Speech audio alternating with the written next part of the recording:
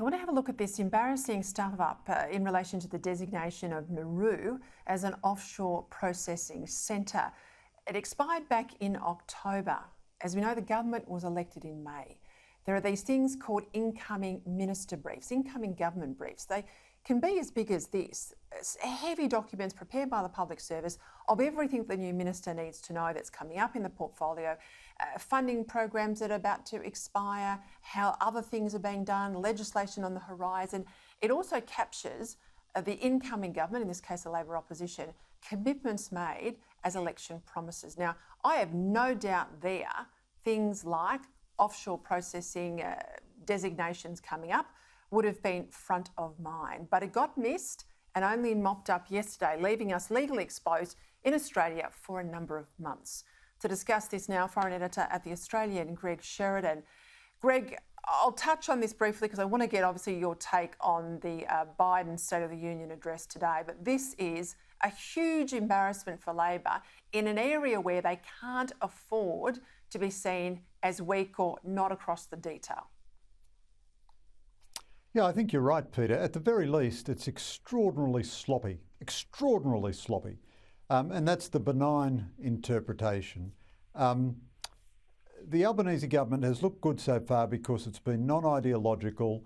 Albo has a very nice manner about him. Senior ministers, Penny Wong and so on, are competent, and it seems to kind of know more or less what it's doing. But Jim Chalmers' crazy essay, a couple of recent moves by Penny Wong, and now a mess up like this. Government only needs to do this 3 or 4 times and they get a Keystone Cops reputation. This is a bit more serious for Labor, I think, than they're letting on, and it's just unfathomable. I can't work out how it happened. All right, let's go to the United States. The State of the Union address, all the usual staged theatre, you know, it's all made for television. People that get a mention in the President's remarks stand up and they get clapped by the chamber. There was a sense when you listen to the President that he really is marking himself out, whether the Democrats will accept it or not, for a second term. Give us your take. Well, I think that's right, Peter. This was Joe Biden's election campaign launch for 2024. He only made one obvious mistake, calling Chuck Schumer the minority leader when he's the majority leader. And of course, Biden has got us now where we think only one mistake in a speech that you read on a teleprompter is outstanding. There was one nutty line where he said no leader in the world would want to swap his position with Xi Jinping. God alone knows what that means. It's completely baffling. But generally, his pitch is, in my view, consists of 4 elements: green protectionism, welfare populism, more money for every welfare program you could possibly imagine, and protection on spurious green grounds for every American industry you could possibly imagine. And then he did well, I thought, in handling police reform.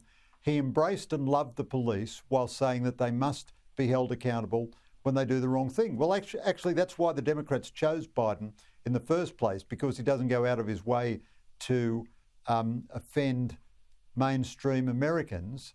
And then, but he did a little bit of song and dance on abortion rights and LGBTQ stuff. Almost nothing about foreign affairs. I would say just a couple of pro forma paragraphs denouncing Vladimir Putin right at the end, and a couple of pretty weaselly paragraphs about China. So that's his pitch. He's going to be a domestic, but quite feisty. He even had a bit of back and forth with Republicans in the Congress. He was in the moment.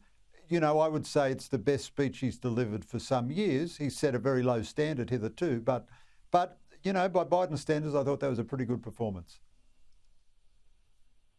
I know it's a ridiculous game to speculate is he going to run, because he's not going to tell us now, even if he's not. I mean, that would make him a pretty extraordinary lame duck president for an exaggerated period of time. But chance your arm, do you think he will run?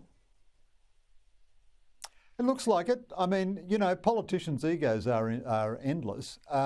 He's brilliantly chosen Kamala Harris as his vice president because no one wants her as president, so there's no clamour for the vice president to take over.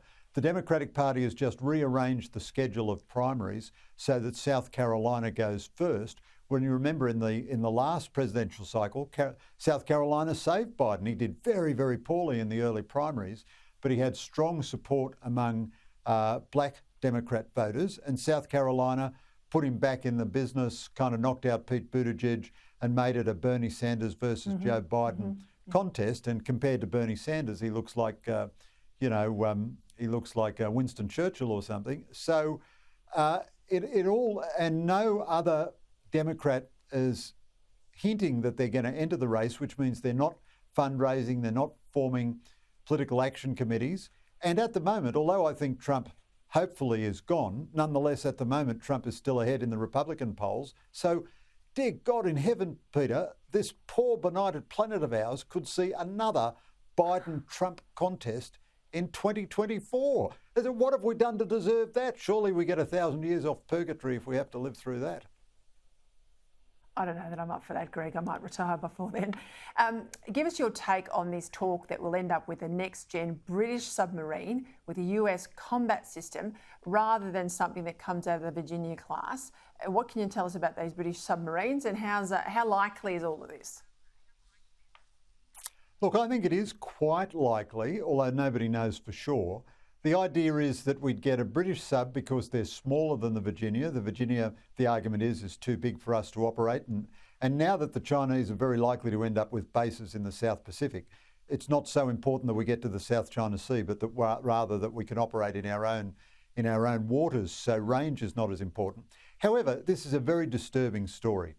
The Brits are nowhere near designing the next generation of their attack subs, and they're going to build their guided missile subs first. So nuclear sub nations, they have attack subs, which do the normal naval things, and they have huge, stealthy, quiet missile subs where they have their actual nuclear weapons, and they stay deep underwater in unknown locations. So they've got to build a whole new generation of the missile subs first, and then they get round to designing a whole new sub for their next generation of attack sub. But we are then going to integrate an American combat system into it because that's the pride of our Navy, having the American combat system. The Brits will presumably want to keep on with their combat system. And the talk is the Americans might even build the reactor for us. Now, as sure as God made little green apples, Peter, that means there is no nuclear sub coming to this country before, and we're going to build it in Adelaide. So that puts it at about 2045, I reckon, before you could conceivably get your first nuclear-powered sub. And in that case, the Collins will wear out. I mean, the first one will be finished. It gets a 10-year life of type extension and is supposed to retire forever in 2038. So are we really going to do a second life of type extension on the Collins? I've always argued that we need another conventional submarine in the interim. If we'd stuck with Tony Abbott's Japanese subs made in Japan, we'd be only a couple of years away from getting our first one. And also, I think, oddly enough, this will suit all governments if we go down this weird British route, because they won't have to spend $1 on it for years and years and years. It's not even going to be designed until the 2030s. Now, maybe the government will have a fabulous, surprise for us in March, and, all these worries will disappear. But I don't see how we can get a nuclear sub any time before the 2040s. We might lease a training boat from the Americans or something, but we're likely to have no subs. We're not. We're not going to get anything if we keep Adelaide in the mix, as we heard from the Defence Minister, Richard Marles, today. But you resisted very, very politely there to tell them a great big fat "I told you so," because you've been saying pretty much exactly that for some time.